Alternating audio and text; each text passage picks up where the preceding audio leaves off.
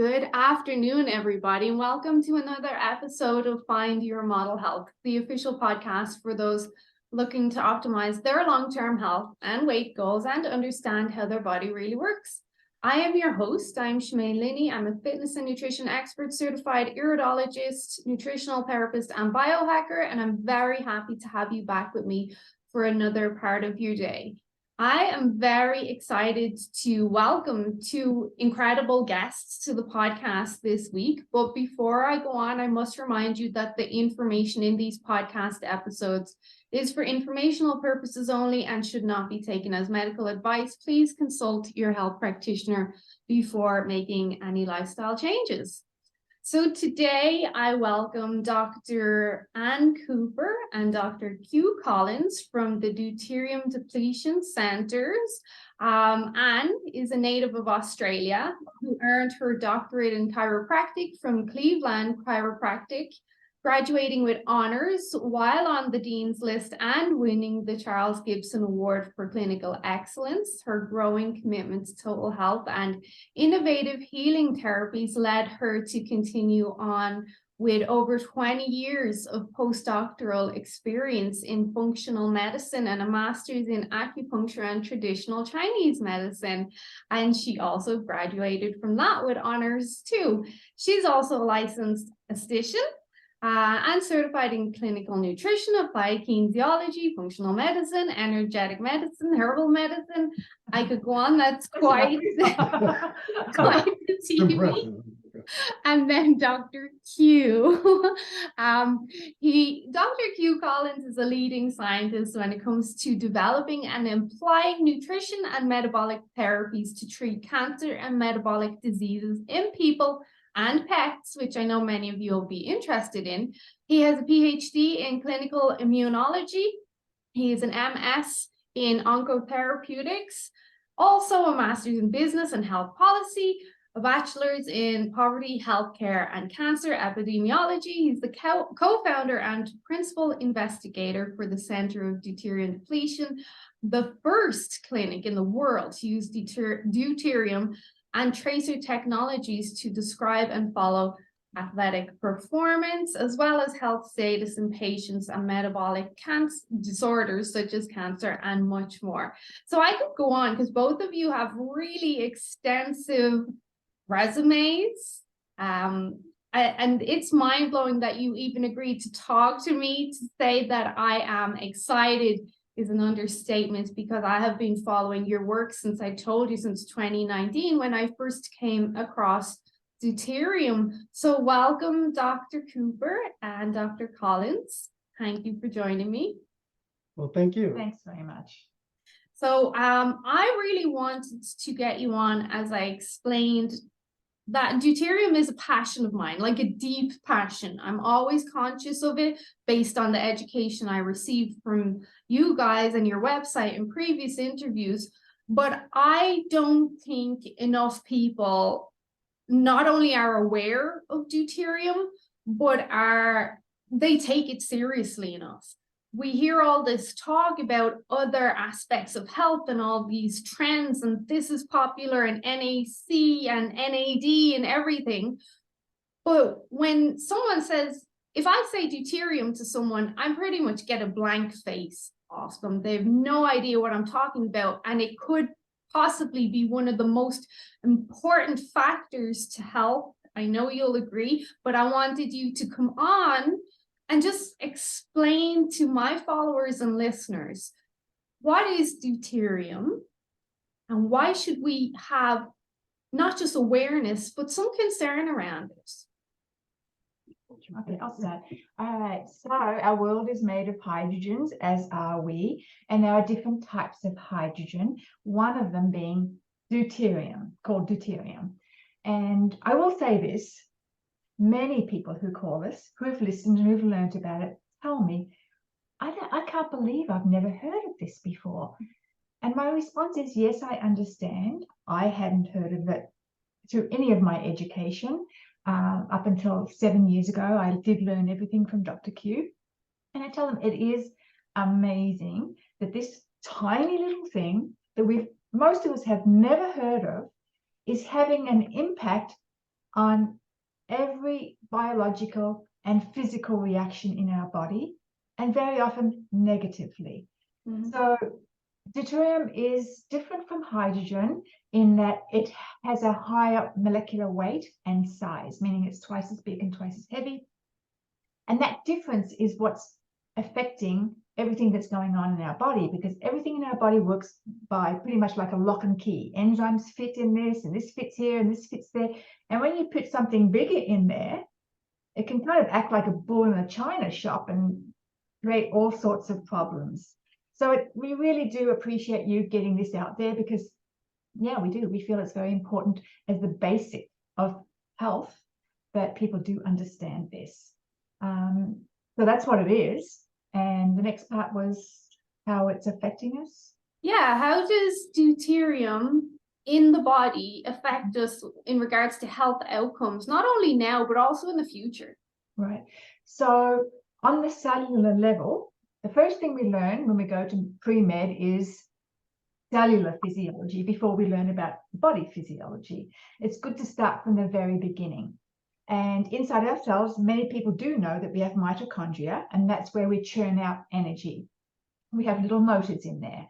And the problem with getting too many big hydrogens in there, they actually go around and they break the motors, so that your ability to make energy can slowly diminish. A lot of the time you don't even notice it, but one day you go, gosh, why am I so tired? I just don't have the energy I used to have. And people tend to go to coffee and things like that, which is just like a quick shot of energy. It's not sustaining, it doesn't last very long, and then you kind of rely on that, which actually can weigh you down because it's actually kind of fake energy. Yeah. And other ways it can impact us is just, for example, getting into our cholesterol. It looks different. The molecular structure is different. So when the sun hits our skin, it isn't able to make our cholesterol available to make steroid hormones, which is vitamin D, and our sex hormones, testosterone and estrogen. Just two small examples. Dr. Q will explain to you, when we accumulate too much inside our DNA, it actually kind of makes space in there because it's bigger, and that leaves room for uncontrolled cell growth. So when I heard about it, Dr. Q has been a cancer researcher his entire career, and he started working with cancer patients, which has been used very successfully in Europe for 35, probably 40 years by now. So he brought it to America. But when I heard about it, I thought, well, that's amazing, and wanted to be involved, because as a functional medicine practitioner, we all take pride in getting to the root of the problem. But when I heard about this, I thought, well, can't get much smaller than this, and this really does make sense to me. So I switched all my patients into deuterium depletion before they did anything else.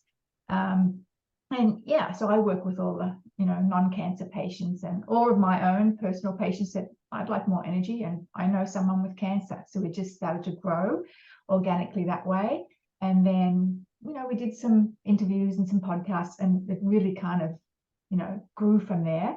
Yeah. But we do want more people to be aware of this.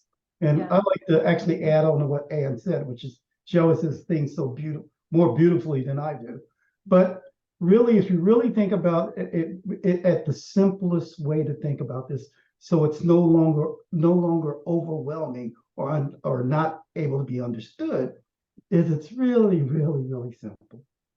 Hydrogen is the most plentiful element in the universe, right? It's every place. It determines life. And it just so happens that there are two types of hydrogens, like Anne said. But instead of calling it deuterium, let's make it easy. Call it big hydrogen. So you have big hydrogen and little hydrogen. That's really the way to think about it. And these hydrogens, which we always think of as water, because really we're all through our lives really placed from 68% to 82% water, depending on how old we are. And that water is the most important thing, not only to us as humans, but to the world. And here's what's really neat. Everything that we see in our cells, we see in the planet, right? Like global warming, pollution, all these things are exactly the same. And they all have to do with water. And they all have to do with the amount of deuterium, big hydrogen that's in this water, right? Even when we talk about global warming, we always talk about CO2. It's not CO2. It's actually the water in the atmosphere which has too much big hydrogen in it. Mhm. And so just like more people are getting cancer, when you think of global climate change, you should think of it as the earth getting cancer. It's the same exact thing. And so if we start from there with that premise and understanding that hydrogens not only, as Anne said, go into our mitochondria to make energy, but it actually holds everything together. It's the nuts and bolts, like she said, that makes the proteins and makes the fats and makes our muscles and makes our bones. Everything is held together in our brain. Everything's held by hydrogen, everything. And so when you replace too many small hydrogens, little hydrogens with big hydrogens, you run into problems. And those are not only problems that we can see, I mean, really deformities, but problems we can't see, that we can feel. And so, But maybe perhaps to help your audience visualize it, when we think of water, H2O, everybody knows that. 2 hydrogens and 1 oxygen atom. So now we want people to visualize 1 hydrogen atom, 1 deuterium atom, and then the oxygen. So your H2O is being replaced in your body more than it should be by HDO. Mm. Yeah. and it's not a toxin. Think about that too. That's the Yeah. other thing we want people to understand. They always, oh, it's a toxin, it's bad for you. It actually isn't bad for you. It's important. It makes you grow. It makes you who you are. But the problem is there's so much more of it now, and all the things we do to get rid of it have been really diminished or destroyed by being modern people. So we'll leave that one there now. So is part of that, so for people that are aware, this is what might be referred to as heavy water because the deuterium isotope makes it heavier. So would that be age related too? And I've heard Dr. Jack Kruse also talk about this, that as we get older and we finished growing, then not only do we not need to grow anymore and deuterium helps things grow, but we also then have compromised systems. We're less able to metabolize different molecules and detoxify. So it's not so much a problem when you're young because you want to grow and you want to be a footballer and everything. But as you get older, then you hit this point of almost no return where you don't want too much of this. So yes, and I appreciate Jack repeating a lot of the stuff that he's learned from us. But when we think about this, it is true. It's just everything that you know about health now is we don't add anything to it. But what we can tell you now is how to look at it and how to slow it down and how to measure it. So yes, as you get older, it's not that you don't need the term anymore. It's that you're not removing it as well as you did. Yeah. So you have more in you. But it's because the reason that you're not removing it more is because all the things you already know. You're not exercising. You're not exercising, you're not sleeping as well, you're not breathing as well, you're not eating as well. And so old age or aging is something that should be a lot more non-existent than it is now. And so we always tell people, with a lot of the young people that we work with, that if they started this in their 20s and 16s and teens, that they could be a 120-year-old good-looking corpse, and they simply die healthy, right? Which is what you're supposed to. You die healthy because it's just the problem. We are so used to dying unhealthy, which is not natural. Yeah, so I was saying to you, as I said in the beginning, my awareness around deuterium was back in 2019 when I got a cervical cancer diagnosis, and the only option was hysterectomy. And I was like, well, I don't want any more kids, but I'm way too young to have, like, are you insane even offering me that? Like, so then, of course, based on my profession, and I have a very curious mind, I came across work by Thomas Cowan on the his cancer book, and then that led me down the rabbit hole. And I then became more proactive in what I think was a deuterium depleted diet and lifestyle and supporting deuterium depletion. And when I even look at myself now, and I actually had I think it was my 100th checkup last week at the here in Canada, it's a Foothills Cancer Clinic, and they said, "Oh, you're perfect, everything's great." And I'm like, well, thank God I didn't get that hysterectomy. Thank God. But anyway, and that could just because I'm stubborn and I didn't want to do anything. But when I look at myself now, to say this, and remember, I'm Irish, and I don't mean to sound narcissistic or full of it, as we say in Ireland. But when I look at myself now, I think I am doing something that is really making a difference to my appearance and my health, and I can see it. I can see it, and I really think deuterium, that my approach to it, and I will explain that to you, but I think it's really made a difference. I really do. I'm strong, healthy. I don't have a lot of wrinkles. Like, I can see there's a difference. And that's what we want everybody to hear, because it is available to everybody once they understand this, that we don't want to blame everybody, put the burden on themselves, because a lot of it is out of our control, that we're getting an overload of deuterium in our body.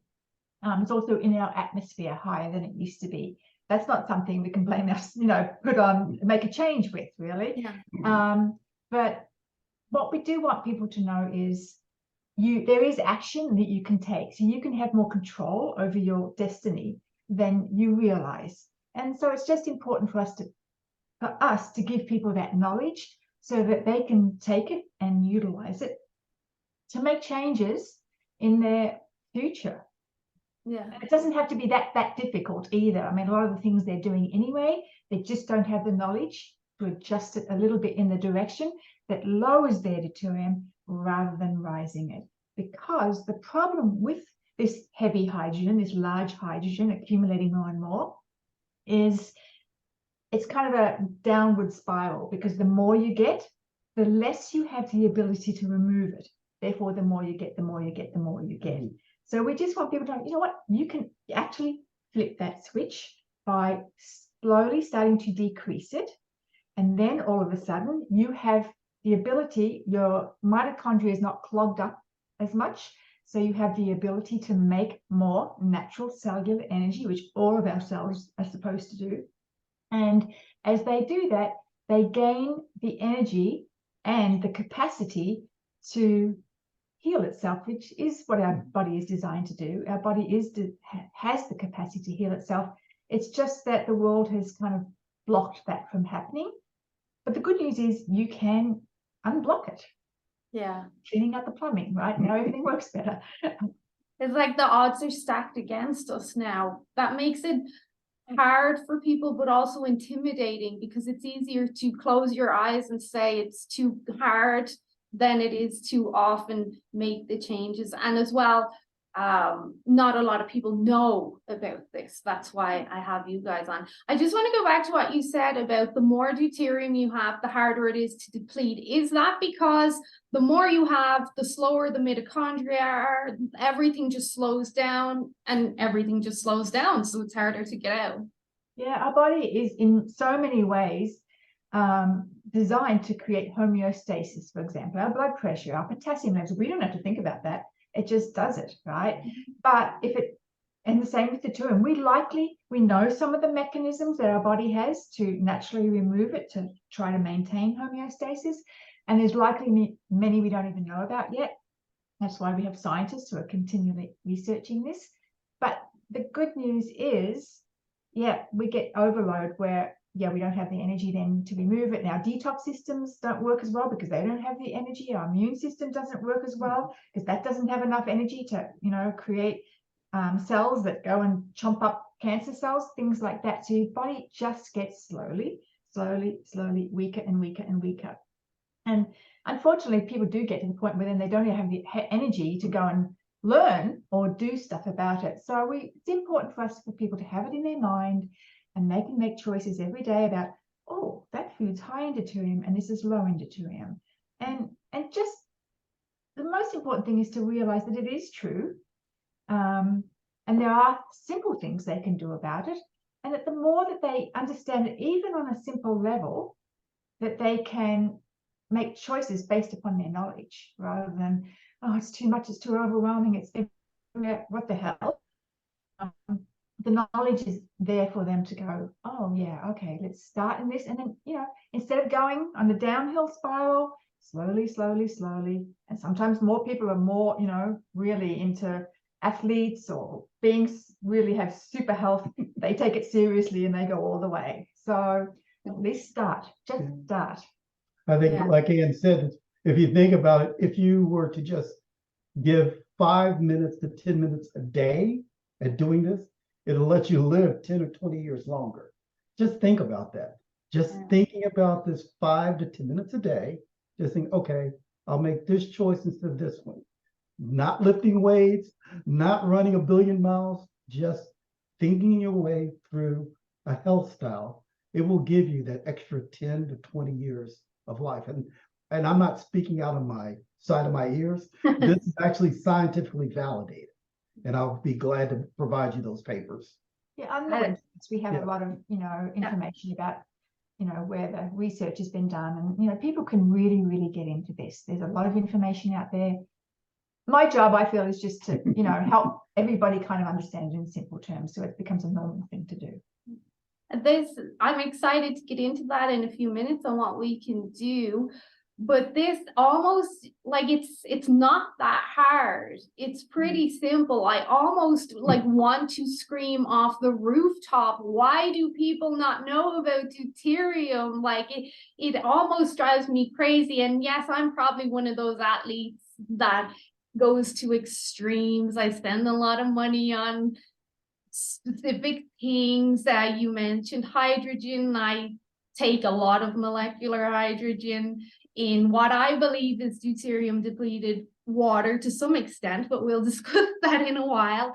But some of us will take it to extremes because that's just our personality. But for others, there's such simple ways to go about this. There's just one more thing I wanted, Anne, if you could just touch on the effects that deuterium buildup has on mental health, because I really believe we have a huge mental health issue on our hands. You go ahead, because you can probably explain that one. So the funny part is it's almost like Windex. When I say this, everything has to do with deuterium. Everything, period. So there have been Oxford University did a study about 3 years ago that looked at the relationship between deuterium levels, depression, and anxiety. And indeed, we're able to see that. So if we see high levels of deuterium, that person's going to have more anxiety, more depression, PTSD, all those things are related to that. And that's for a variety of reasons.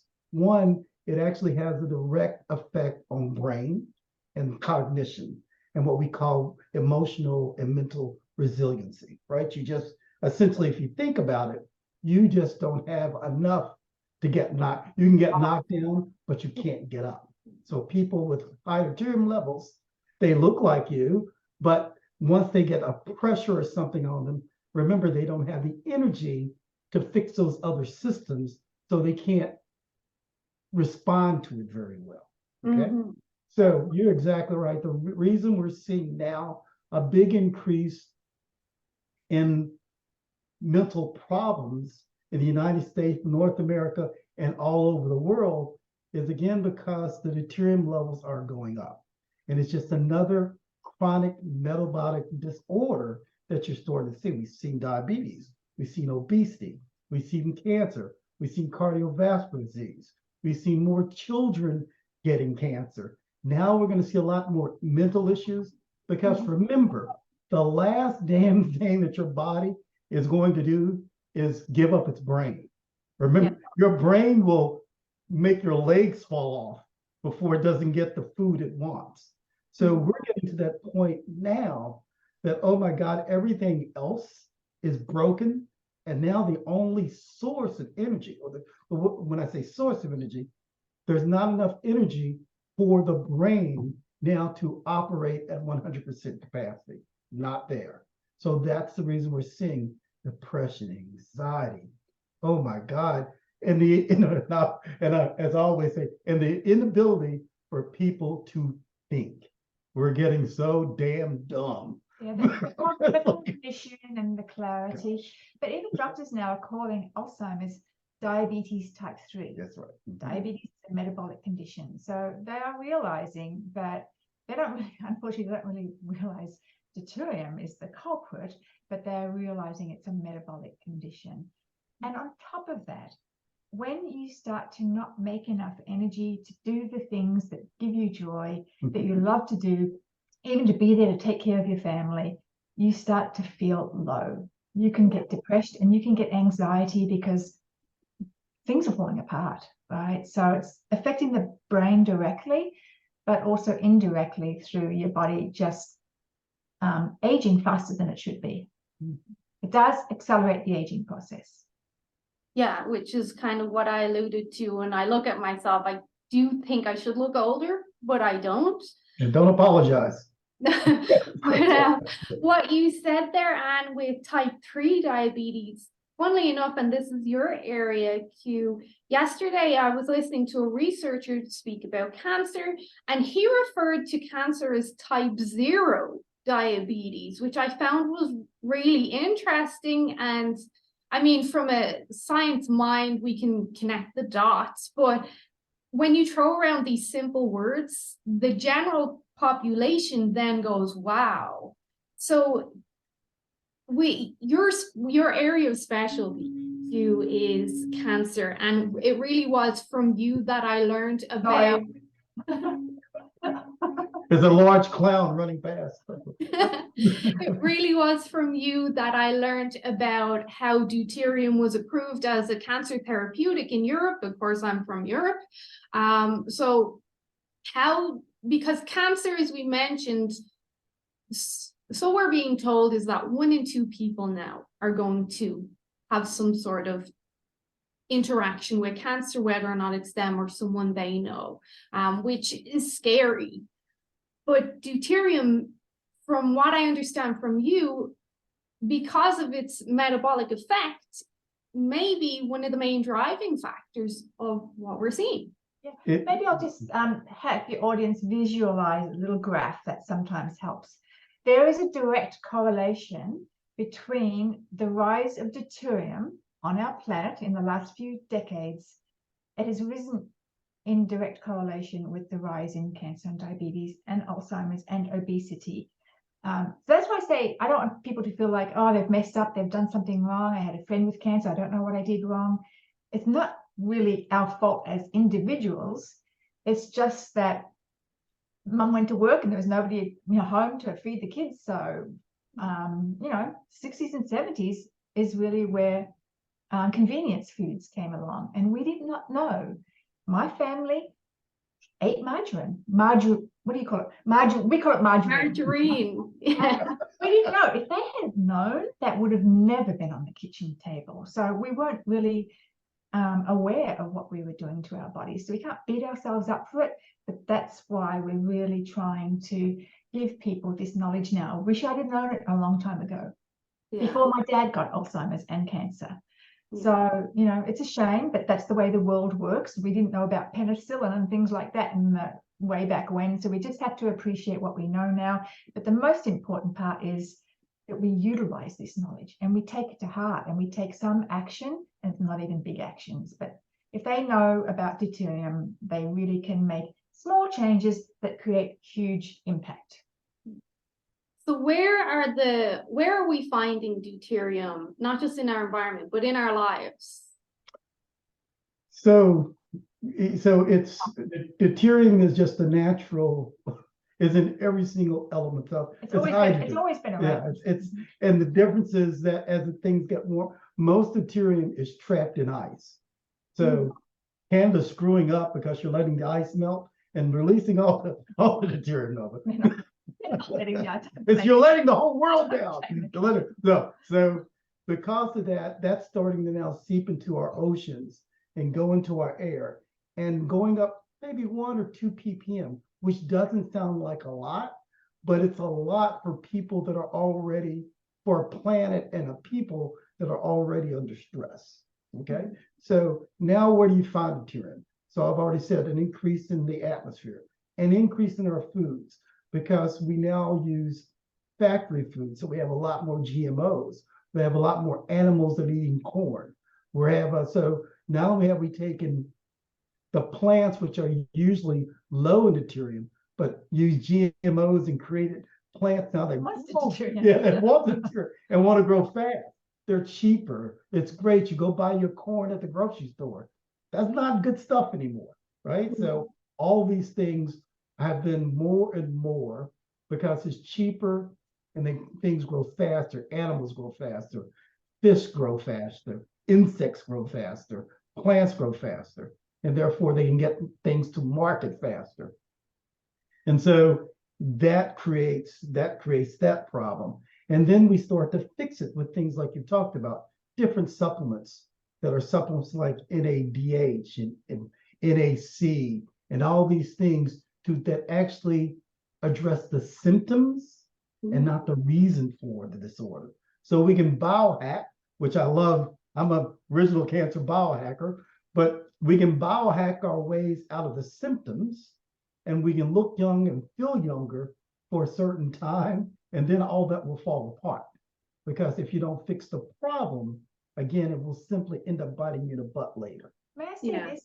So one of the reasons I kept adding to my toolbox is because, of course, I love chiropractic. It's fascinating.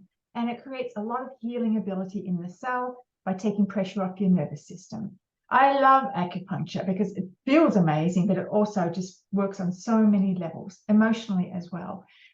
But they've all of these modalities worked much better decades ago when we weren't as broken down, when we weren't as stressed, where there wasn't so much technology to wear us down.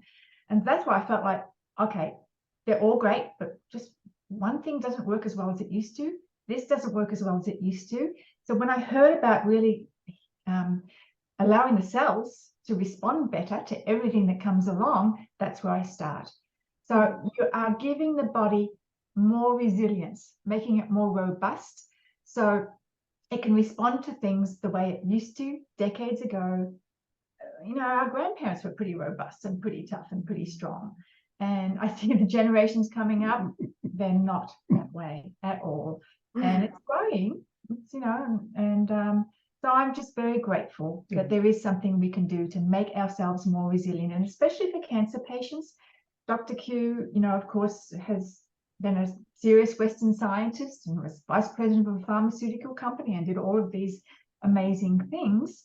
But he's learned that if we lower deuterium levels, those standard of care treatments don't break the body down as much because you go in there much tougher, right? And you're not going to be worn down. So people can't go through those procedures without falling apart. Yeah, and a neat thing too is, more importantly, we now have invented, Ann and I have invented tests to actually measure the term in your body. That didn't even exist 10 years ago, ever. And there's been 4 Nobel Prizes given for this stuff, but we never had a test to look inside a person. And so we've invented, you know, the way to measure it now in your saliva, in your breath, in your tissues, using MRI, all these things to now take these things that were just theory and say, look, here's a picture. Here's what you can do today. So now we can look at a person and we say, don't worry about your telomeres. Don't worry about this. Don't worry about your blood glucose, because your deuterium levels, if are low, or if you have the ability to get rid of it, that's actually going to be the thing that drives your blood glucose levels. That's going to be the thing that drives your white blood cells. That's going to be the thing that drives everything else. So enzymes in our body are like lock and key. If you can't make the right enzymes to digest your food, you can eat all the organic food you want, your body can't utilize it. And the testing has been fabulous, and all of our clients are doing the testing. But just so that everybody knows, it's a great thing to do. It helps us gauge where you're at and what sort of program. We make them individually for based upon the information that we get from them, but also from the testing. And I'll just tell you this, that in the whole time we've been doing this, it's very rare that people come back with good deuterium levels. Not to scare everybody, but to make people go, wow, okay, now that I know that, maybe I'll do something about it. And the only people that I have seen come back with good levels of deuterium are people that are living in British Columbia, actually up high. They're in their 90s, skiing every day, very robust and very strong. And so I don't want to make people who live in paradise and in the islands feel terrible, but they are exposed to more deuterium because it's more humid, they're closer to the ocean, and so they're breathing more in. So that's great. You don't have to move. You don't have to all pack up and move to the top of the mountain. You just learn about this and you start to adopt some things that you actually have control over how much deuterium is in your body. That part about living around the equator, not just because of the altitude, but it's also, if I'm correct, because people that generally live around the equator, they eat more carbohydrates and sugar, and carbohydrates and sugar are higher in deuterium, if I'm not mistaken. That's the reason, actually, people, we've been told for years, stop eating sugar, don't eat sugar, it's bad for you. And now we can explain to people why sugar is bad for you, because sugar is loaded in deuterium. If it wasn't loaded in deuterium, you could eat as much sugar. Well, I guess it would still have an effect on your blood sugar. Well, but we always make the joke, if we could make a deuterium depleted donut, we'd be billionaires.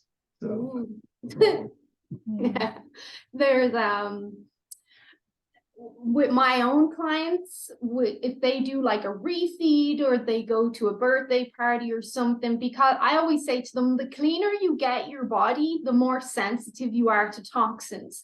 So what used to feel fine to you, once you clean up your act, you then feel worse. So they might have a refeed meal and the next day they just are so lethargic and they just feel rubbish. And I always was like, well, yeah, because of the insulin response and the inflammation. And then when I heard you say, and it was you actually, that specifically gluten is higher in deuterium, then it just clicked with me. And I went, yes, this is why they are so lethargic and rubbish the next day, because they're getting the extra birthday cake or whatever it was. They're getting the extra load of deuterium, which is clogging up the mitochondria, which slows them down. And then they also get the inflammatory effect. And that, honestly, Anne, thank you for that, because that clicked. Because I did know the inflammatory about that. But let's say this. Yes, when you really clean up your act and then you eat something that's not so good for you, you do feel a little miserable the next day. But instead of going, darn it, you can go, oh, I'm actually listening to my body. And I'm going to pay attention to that awful feeling instead of complaining about it. I'm going to thank my body for actually informing of me that that's not the greatest thing to do, because most of the world, and I've done this too, and this is why I got to this place where I really needed to deplete my deuterium, because I was so busy studying and learning and having fun and traveling and visiting my family, I wasn't paying attention to my body, which is actually the general population. And I think it's particular in mothers, because their focus completely goes off themselves to take care of others. So the takeaway from this, I hope, is that it's not selfish to take care of yourself. And yeah, just take some time to stop for a moment every day to go, wow, I don't feel so great, because I chucked through. I'm an Aussie trooper. I just kept on going, and then I fell flat on my face. So we don't want that to happen. So hopefully people will learn. My goal is to help people not do the stupid things I did. Well, Q, this is not relevant to you, but women, we are insane. We keep going and going and going. And then you'll ask a woman, are you okay? Have you got a lot of stress in your life? When I do consultations, one of the first things I'll say is, so how is your life? Do you have a lot of stress? Oh, no more than the average. I just do this. And by the end of the consultation, I'm like, you're stressed up to your eyeballs, right? Like because women, we just keep going. And we just do it. We multitask, or at least we think we are, and we don't stop to notice this is insanity. Like, I'm just going, whereas a man, and then it frustrates us when you come in from work and you put your feet up and watch TV and you haven't a care in the world, and that gets us angry. We're frustrated. But women, we just, for some reason, don't recognize how much we're actually doing until an outsider says, I couldn't do that. That's insane. Yeah, it's just not paying attention. And even I think when women meet up with their girlfriends, it's all, they don't really have that discussion. They don't really get deep. Maybe some do, but I think a lot of women don't. It's all about, hiding it. Hiding. I don't want people to know, it's almost a shame that Yeah. I'm exhausted, but Or I'm overwhelmed. It's a shame of I can't handle as much as the woman next door can do either. maybe if we get anything out of this, we'll get women to, hey, call their friends and be uplifting, of course, but just unload and think about yourself. Well, that's one big part of the practice now. It is, yeah. It is, and of course we're talking about deuterium, but ultimately we're really talking about the mitochondria, right? Yeah. That's the whole, what it leads back to. So yes, we talk about deuterium, but we also know that there are other things that are impacting our mitochondria negatively. So we start with deuterium depletion, and then we do other tests to check all the other things, chemicals, mold, all the toxins, some of the chemicals, the doctors that I study with can't even pronounce them. There's just so much junk that's impacting our world. And also there are some nutritional deficiencies that the mitochondria need to create that cycle to make ATP, which is also known our cellular energy. So once we get people cleared of deuterium, then get their body working naturally, and then we start to go in if there's other things that to really clean them out and get things. So I have a few more questions before I let you guys go. I was looking at the testing. I believe you do ship to Canada, so I can get the breath and saliva done. I had an MRI done when they were looking for other cancers, and had I known that they could have tested then, I would have been like, here's $50. Will you just check me for some deuterium there? Yeah, it's a shame, but we're just not funded by a big pharmaceutical company to get the word out there, and so we appreciate you doing this. Yeah. So the test, I'm going to order it. Maybe I'll be the anomaly. That is around 120, maybe less. What are some ways, because I obviously am aware of ways to deplete deuterium, but what are some ways that you guys encourage people to start depleting or removing deuterium from their body? Well, they're the obvious ways. So sleeping. Sleeping is important. So everybody stop it. It's the number one thing. So I'm sorry to stop you. High five. Everyone knows I say sleep is number one. I'm in bed by 8:30 every night. And I'm like, I have no shame. Saturday night, nobody called me. I am asleep. That's fantastic. It is great. And then understanding, looking at your sleep to make sure you're getting enough deep sleep and REM sleep and uninterrupted sleep. Yeah, it is the quality of your sleep also, not the amount of hours you spend, because REM sleep, it's rapid eye movement. That's actually a deuterium depleting method to help our brain remove deuterium through the lymphatic system. And deep sleep is also known as the repair stage. It's where your body restores itself. If you're sleeping but you're not getting the deep sleep, that's when your nervous system really comes down. So your new cellular energy that you've gained from cleaning up deuterium can go to work and heal. If you grow a muscle, if anything that's going on, you need that deep sleep, that repair stage to allow it. And the other things would be like proper breathing, learning how to breathe. Most people hyperventilate. We breathe too many times per minute, and we breathe too deeply.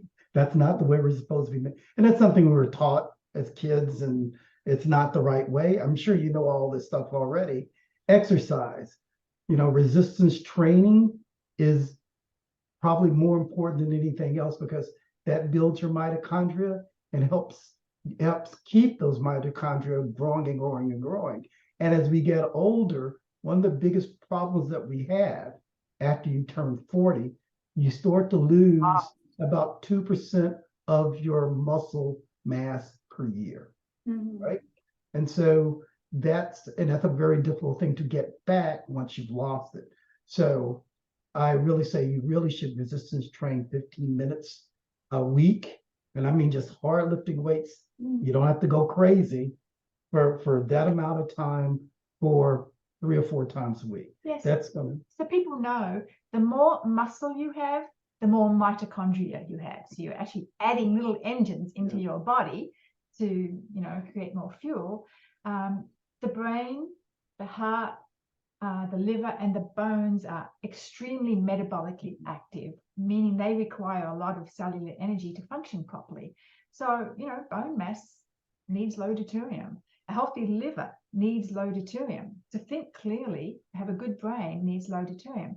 The skin doesn't, it's not as metabolically active. We still don't want high deuterium in there, but those really metabolically active organs really require a lot of cellular energy production. So does sweating and sauna therapy help remove deuterium? So the answer is yes. Mhm. But a lot of it just is a happenstance, right?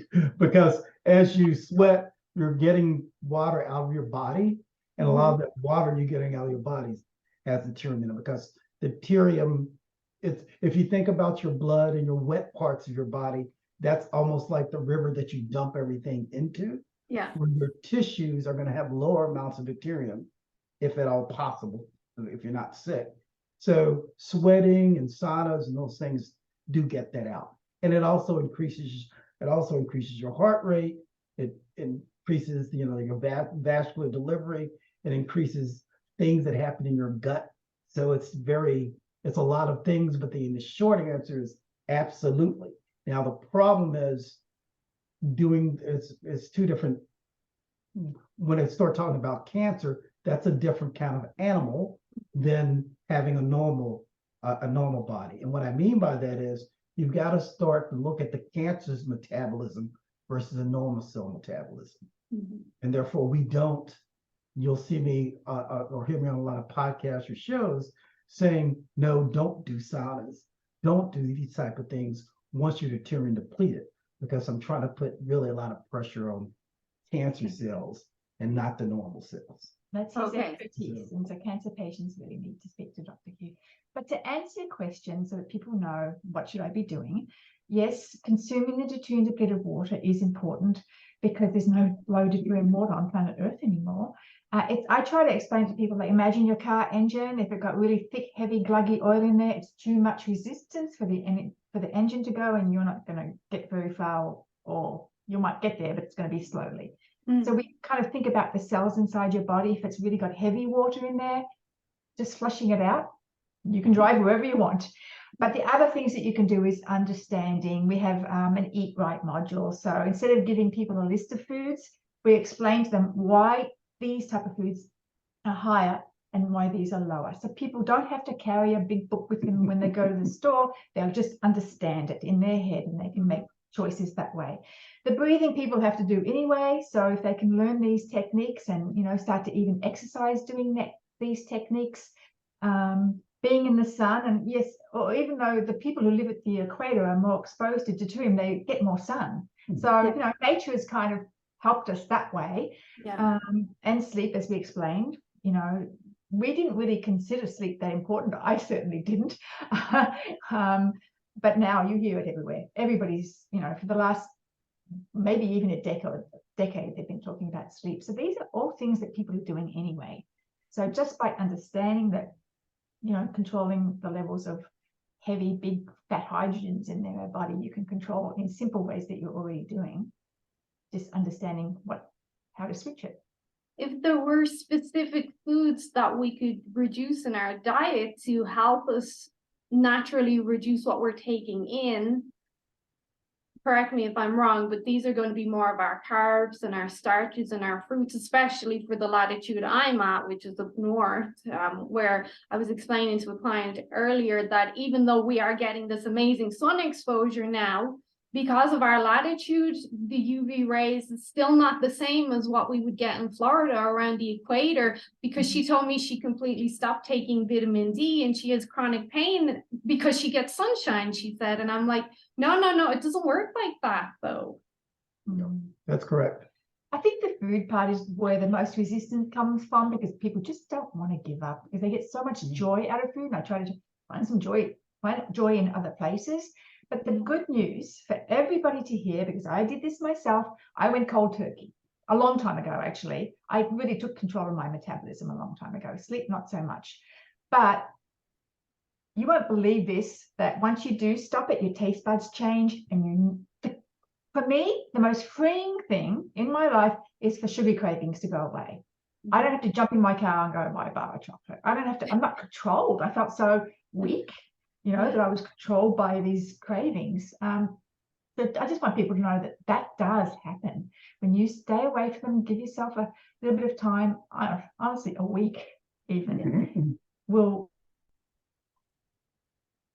So the one thing that has stuck to me and that I heard you say on one other podcast, but I couldn't find it again, and I'm like, I have to ask her, is, am I correct in saying seasonal fruits or eating in season is lower in deuterium? And if so, why? You can go ahead, because a lot of it's about what our body has been developed and what we're accustomed to. Yes. But you go so ahead. yeah, so it's really amazing is that if we did things that were natural, we'd be cool. Yeah. So if you were really ate locally, then you would be fine. You can eat high. The sun is matched with deuterium levels. The temperature is matched with deuterium levels. But what we do instead, we go to our grocery store and we get strawberries and this and all these things. Yeah. That are shipped in from miles away. But actually, I do remember speaking to some maybe Canadian people or somewhere from very cold climates with like, well, there's nothing to eat. It's snow everywhere. So in that case, you do use your common sense. And, ancient man didn't have shipped in. I don't know what they did. but the fact is, once you learn this, you can't be perfect all the time, but there are other things to counterbalance when you slip up. And if you in a cold place where there's not much food around, then of course you're going to eat things that are brought in from other places, but then you focus on, doing the breathing a bit more or making, just other things. It's all about the knowledge and using common sense, because it really is common sense. This is common sense, understanding this. And the number one thing is, and we all, so 50% of the problem, people eating processed foods. Stop it. And I'm one of them, eating processed foods. And people say, well, I don't eat it. Do you go to a restaurant? Yes, I eat at the restaurant. That's processed foods. You don't know what's in it. And there's a lot of bad fats in things. So it makes it tough, but we do have choices. And if you cut down on the processed foods, people ask organic versus non-organic. I don't know. It doesn't really, does your body know? The reason you eat organic plants is really not for yourself. It really should be for the workers that have to work in that crop. It kills them. It's not going to kill you, but it's going to kill them. Yeah. So those are the kind of things. Well, the non-organic foods are covered in a lot of toxic pesticides, which we can check for your levels. So, I think it is. Wash it. Yeah, I think it's important if you can, but it's also extremely pricey, and many people just can't afford it. So, I think a lot of people are trying to grow their own food. I think it's the way to go if they have a plot of land. I see people growing it on their outside the front on their pavement. Just try to grow your own food if you can, but it's a lot for a lot of people to do that. So, you do the best you can. You buy whatever you can afford, and when it comes to that, you want to avoid the foods that get really high, heavily loaded in pesticides, such as, small things. I mean, especially berries, right? Because they have a larger surface area. There's more area for the pesticides to cling to compared to an orange, So just educating yourself about, which are the highly loaded pesticide foods. Yeah. Well, one last thing is for Dr. Collins is I don't have a dog, but I have noticed from what a lot of my clients say, a lot of their dogs seem to have cancer, which blows my mind. So, well, why does your dog have cancer? Mm-hmm. So this is something that you specialize in specifically is cancer, and I believe you did some study around dogs with cancer and bringing in deuterium as a treatment. So yeah, I mean, I had what's called the Keto Pet Sanctuary, which is 150 acres in Austin, Texas. There's a ranch where we had for 4 years where we brought in over 100 dogs with naturally occurring cancer and treated those dogs metabolically with ketogenic diets, with deuterium depleted water, hyperbaric oxygen therapy, all those things that I then wanted to take and use in people. And we did that. We went from there to doing with people that had glioblastomas in a lot of hospitals around the world. But yes, so why do dogs get cancer? One of the things, they're so inbred that their genetic weaknesses in certain places that will give rise to arthritis and cancer and cardiovascular disease and diabetes. Oh, all the same things that we get, in other words, right? Mm-hmm. So that's one of the problems. The other biggest problem is they don't eat the way they're supposed to eat. No, we don't it's like feed we them. don't. We don't feed them. We don't feed them. You know, Yeah. What was really nice about having the sanctuary is the dogs couldn't get in the car and drive to McDonald's. So we knew that it would work, right? Yeah. So it's the same thing. Dogs are, they're natural carnivores, but you can see dogs eating a lot more carbohydrates. Those carbohydrates that they eat are really low quality, that are deuterium bound. Dogs don't sweat. They breathe out their mouth. But we see dogs as they get older, they have breathing problems. They don't get to exercise as much. They don't get to go to sit in the sun as much. And that's what dogs need to keep them. They need to run hard, play outside, and that's how they're cured. So any dog now, you're talking about people, almost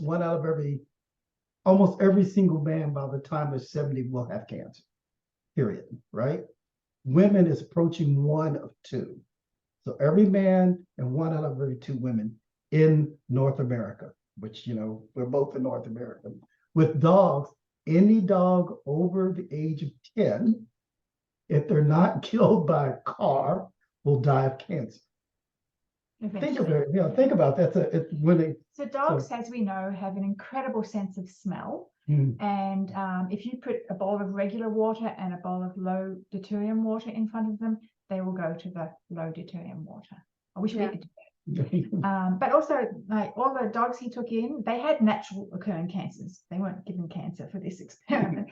But not one dog got metastasis or died from cancer due to his methods. Yeah, the only dogs we lost were at the beginning, and it wasn't because they died. They died because the cancer was so big, and when we killed it, they died of the toxins from the cancer. And so we had to slow it down.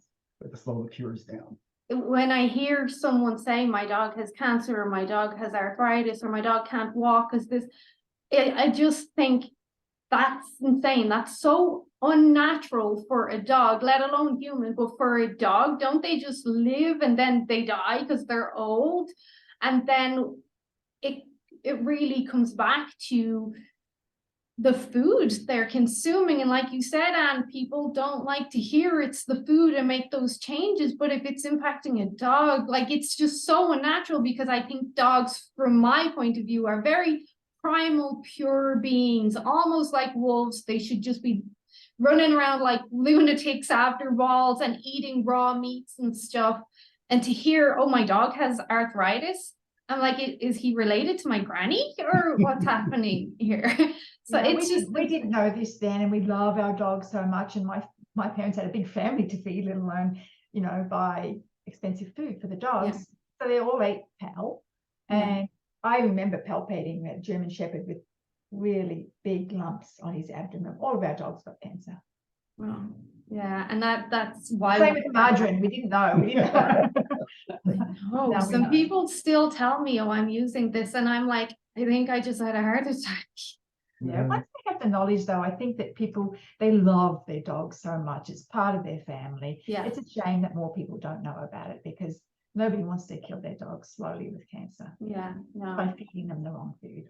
Well, this has been amazing. I don't want to take up much more of your time. I'm going to share all the links and resources in the description.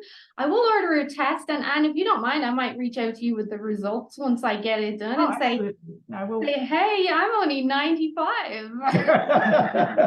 You're highly likely in a much better range than most people, because you are living a deuterium depleted lifestyle. Which actually brings me to think, just one last question, if you don't mind. Does fasting help deplete deuterium, especially if you exercise while fasting, if you pant, if you sweat, if you're getting the REM sleep? By the way, I get 2 hours of REM sleep every night. If you're doing all the good stuff, does fasting help? Yes, fasting is one of the ways that you deplete deuterium. And that's the reason that all of the groups that fast yearly, all of them have lower rates of cancer and chronic illnesses. Fasting is one of the main reasons. Awesome. Great. Thank you for that. We'll just leave it on that because that was perfect. So thank you guys for your time. You made my day. And from an Irish person, that is a huge compliment. So thank you. Well, thank you so much. It was Thank you. fantastic. Thank you also. Thank you.